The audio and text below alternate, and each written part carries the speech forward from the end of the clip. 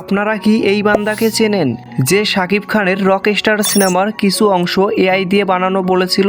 এরপরেই সাকিবিয়ানরা বলছে ওকে দেখলেই তো বাবাখোর লাগে। তো আজকের ভিডিওটা সম্পূর্ণ দেখলেই বুঝবেন এই বাবাখোর সত্য বলছে নাকি মিথ্যা।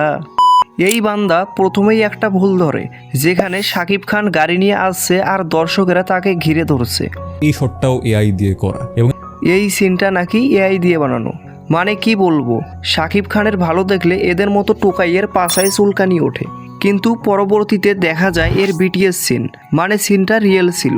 এরা কোনো কিছুই যাচাই বাছাই না করেই একটা কমেন্ট করে দেয়, শালা টোকাই সিনেব্রোস। এদিকে দেখি আফরান নিশোর আবার এই বড় ভক্ত। তাই বলি, বাপের কথায় কি এমন রিভিউ দিয়েছো নাকি? সঠিক বলেছেন, আপনার বুদ্ধি ভালো। বাপের কথায় মনে হয় শালা এরকম রিভিউ দিছে। স্টেডিয়ামের সিনটাও এআই দিয়ে বানানো বলে। আরে মগা, কোনটা এআই আর কোনটা ভিএফএক্স সেটা আগে বোঝ। মানে বাংলা সিনেমা যে এত বড় পরিসরে হচ্ছে সেটাই তো অনেক। আর এদিকে কচু বিজ্ঞানী এআই নিয়ে পড়ে আছে।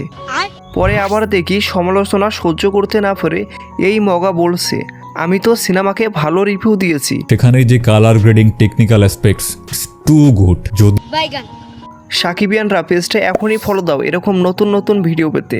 আর যারা সাকিবকে নিয়ে এরকম বাজে কমেন্ট করবে তাদের বিরুদ্ধে তো আমরা সাকিবিয়ানরা আছি।